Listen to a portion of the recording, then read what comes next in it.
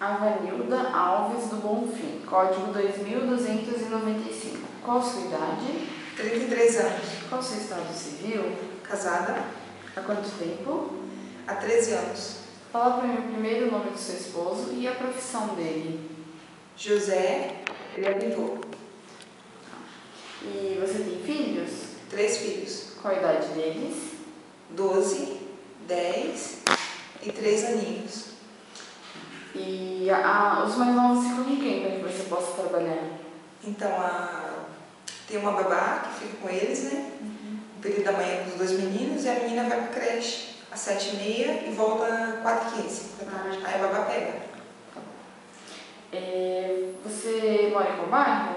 Eu moro em Brigadeiro Tobias. Município? Sorocaba. Você está aqui se candidatando a uma vaga de doméstica, certo? Isso. Ir e vir, ou você pode morar? Ir e vir. Tá. Você aceita vagas como diarista também, né? Aceito. Tá. Você não tem experiência comprovada, certo? Eu tenho experiência, mas é empresa.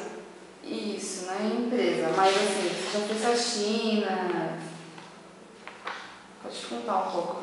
Para fazer faxina, eu já fiz faxina há 3 anos em residências, mas eu não tenho como experiência. Comprovada, Comprovada, né? isso.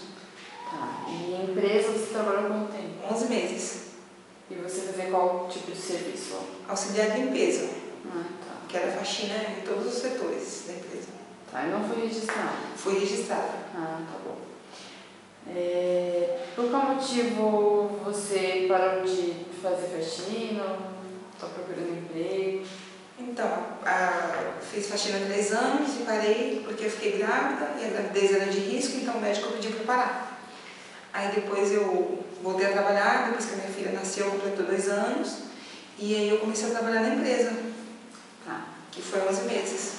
Por que você escolheu essa profissão? Na verdade, não foi eu que escolhi a profissão, foi a profissão que me escolheu. E você tem disponibilidade de início imediato? É preferencial, de início imediato. Tem disponibilidade de dormir e viajar? Eu prefiro que não, porque quem tem criança pequena, né? Você bebe? Não. Fuma? Não. Tem interesse em trabalhar em outra cidade? Não. Quer falar alguma coisa sobre você, seu modo de ser? Então, eu sou assim, um pouco tímida, né? E eu gosto de criança. Você se importaria em cuidar de crianças ou idosos? Não, imagina, de jeito nenhum, não tenho preconceito. Você também. Obrigada.